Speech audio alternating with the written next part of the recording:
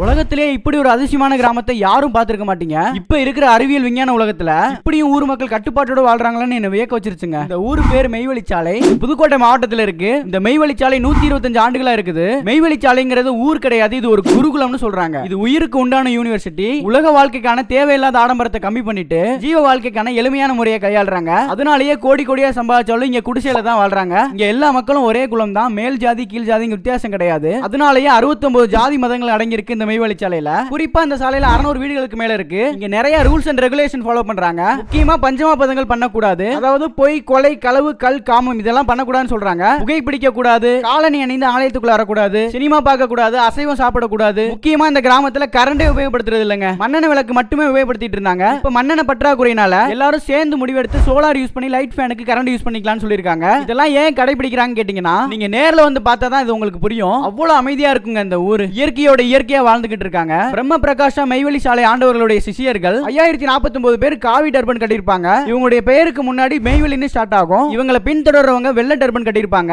இவங்க பெயருக்கு முன்னாடி சாலைன்னு ஸ்டார்ட் ஆகும். இவங்க ஹெல்மெட் அணிய தேவையில்லைன்னு கவர்மெண்ட்ல இருந்து ஜியோவை பாஸ் பண்ணிருக்காங்க. இங்க சிறியவர்கள் இருந்து பெரியவர்களுக்கு மெய்கல்வி போதிக்கப்படுது, 4 வேதங்கள் போதிக்கப்படுது. இத பத்தின வரலாறு அடுத்த வீடியோல சொல்றேன். யாரெல்லாம் இந்த மெய்வழிச்சாலைக்கு வந்திருக்கீங்கன்னு கமெண்ட்ல சொல்லுங்க. இல்ல இப்பதான் இந்த கிராமத்தை பத்தி தெரிஞ்சுக்கிட்டீங்கன்னா உங்க ஃப்ரெண்ட்ஸ்க்கு இந்த வீடியோ ஷேர் பண்ணிட்டு நம்ம பேஜை ஃபாலோ பண்ணிக்கங்க. இந்த மாதிரி நிறைய நல்ல கண்டென்ட் சர்ச் பண்ணி போடுறேன்.